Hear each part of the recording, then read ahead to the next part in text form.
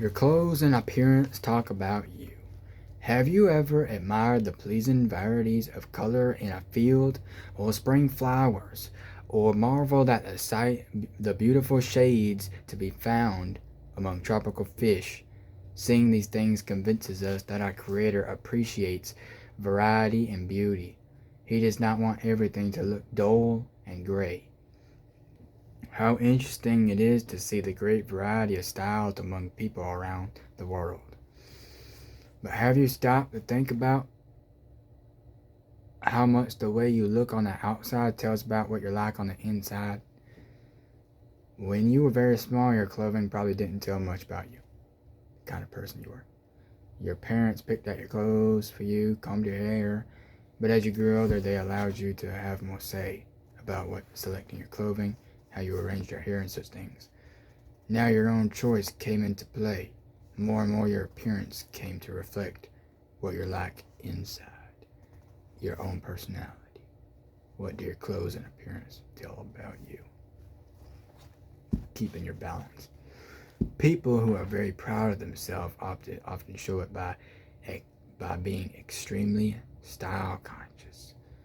They always want to outshine everybody else with their clothes or looks. But pride or selfishness can also be revealed by being very sloppy. Why?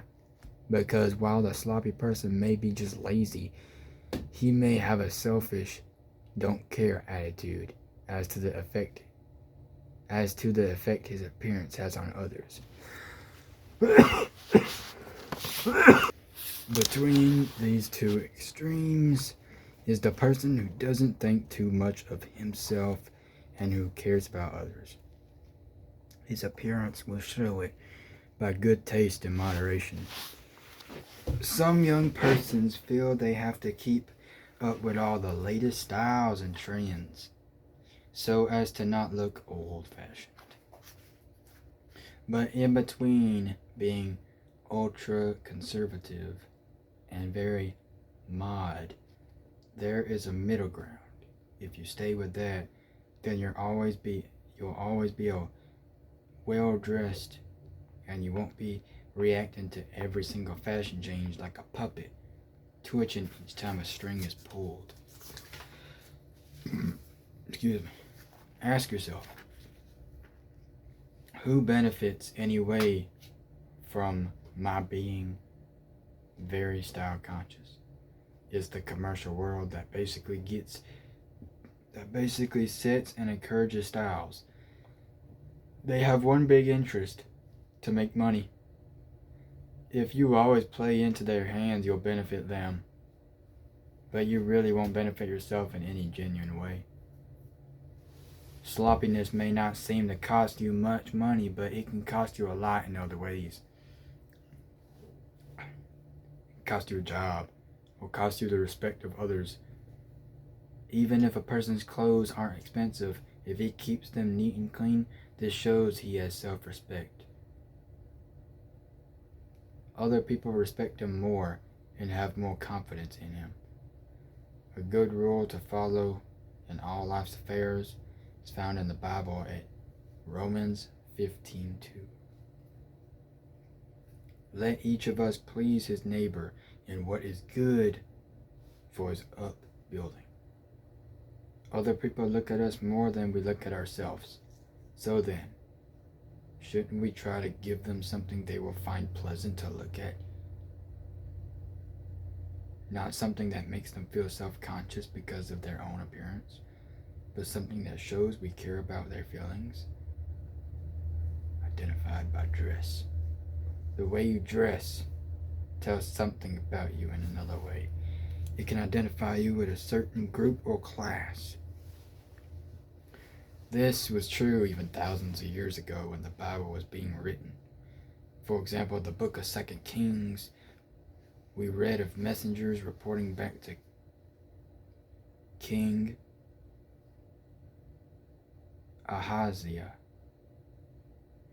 and telling of meeting a man who gave them a certain message.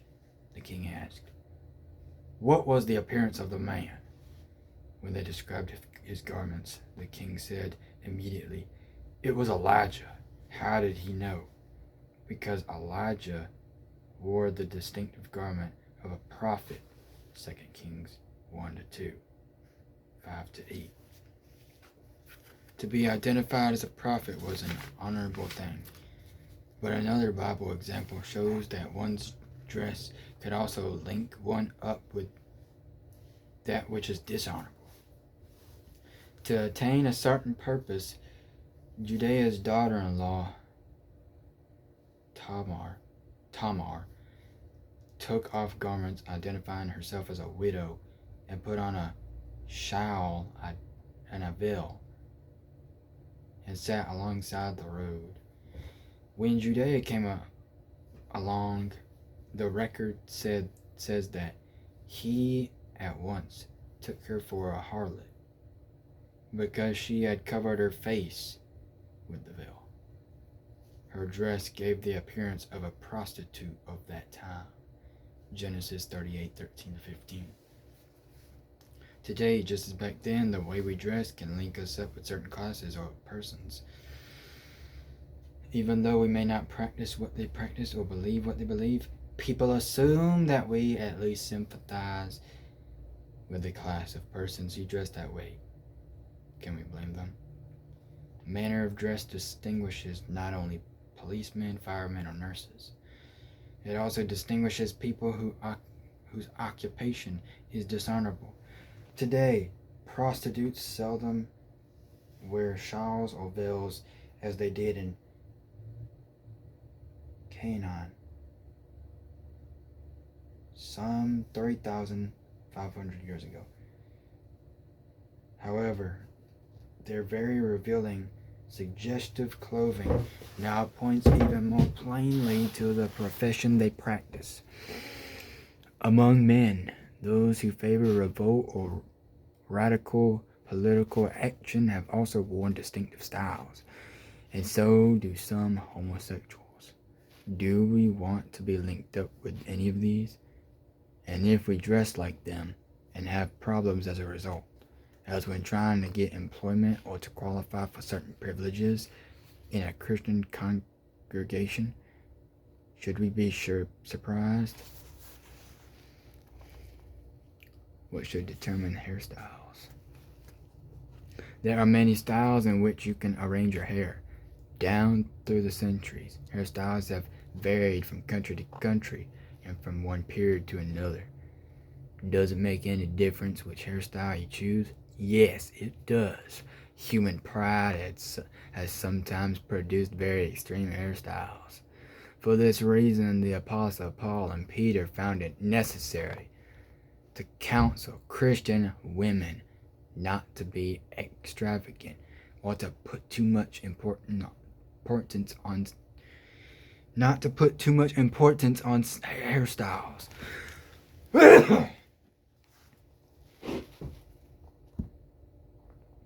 Peter wrote, "Do not let your adornment be that of the external braiding of the hair and of the putting on of gold ornaments."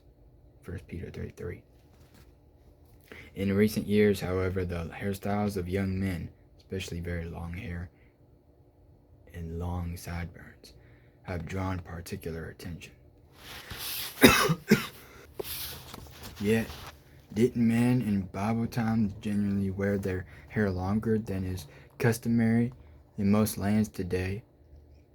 Undoubtedly, they did.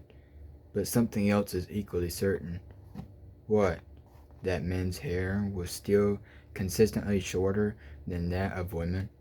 That is why the Apostle Paul could write to the congregation at Corinth, Greece, and say, "Does not nature itself teach you that if a man has long hair, it is a dishonor to him, but if a woman has long hair, it is a glory to her?" 1 Corinthians 11:14-15. How does, quote, nature teach us this? For one thing, among wavy-haired peoples, such as the Semites and Europeans to whom Paul was writing, There is usually a significant difference in the length that men's and women's hair will naturally grow. In most cases, the length is naturally shorter for men. At the same time, people have generally recognized that it is the natural, quote, natural thing, the proper and fitting thing, for men to cut their hair to a moderate length shorter than that of women. For a man or a boy to wear his hair so that he looks like a girl is not natural. Rather, it is typical of an age and lands where homosexuality is on the increase. Look around you, they're all around. And the Bible shows that homosexuality is contrary to nature, both unfitting and detestable in God's sight. Romans 1:26-27. Does this severely limit us? No. For just as with clothes, so with hairstyles, there is a wide variety of ways of arranging one's hair that are pleasing and attractive without being immodest or unnatural. There can still be refreshing variety without going beyond the bounds of what is right in God's eyes. What are cosmetics? The Bible shows that people have used cosmetics from ancient times.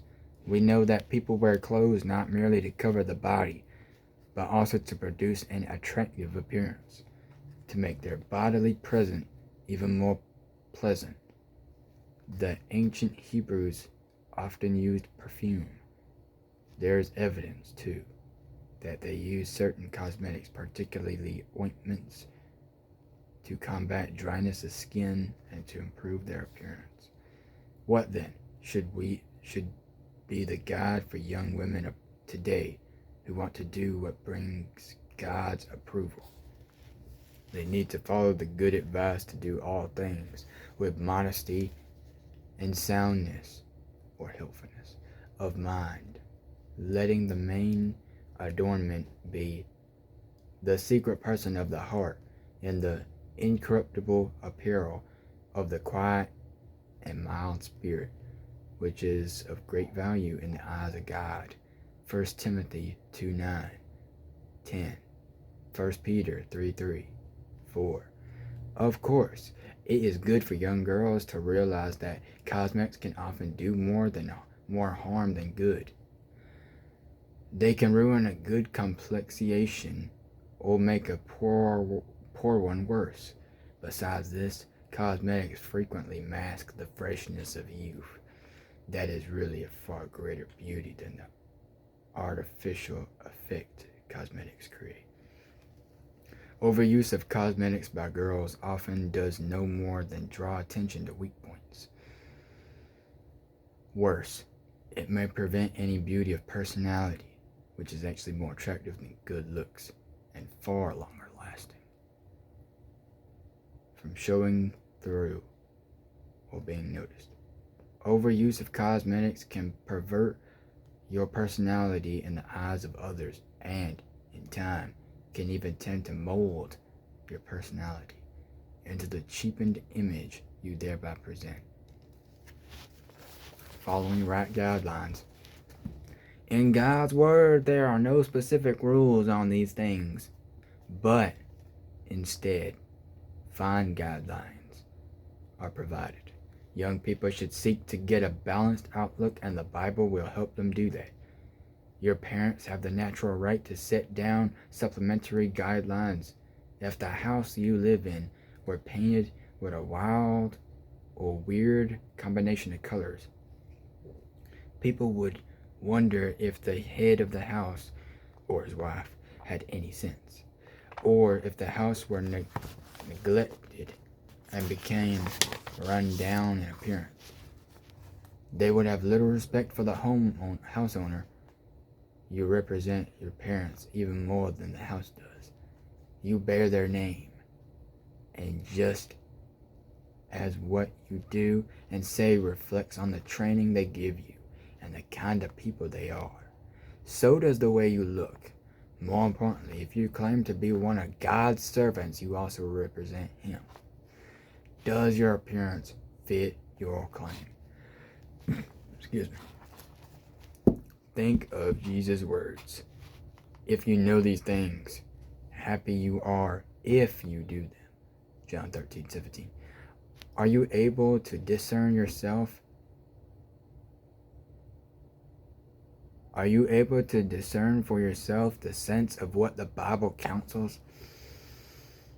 You can show that you have real insight and strength of personality by putting the Bible's counsel to work in your life.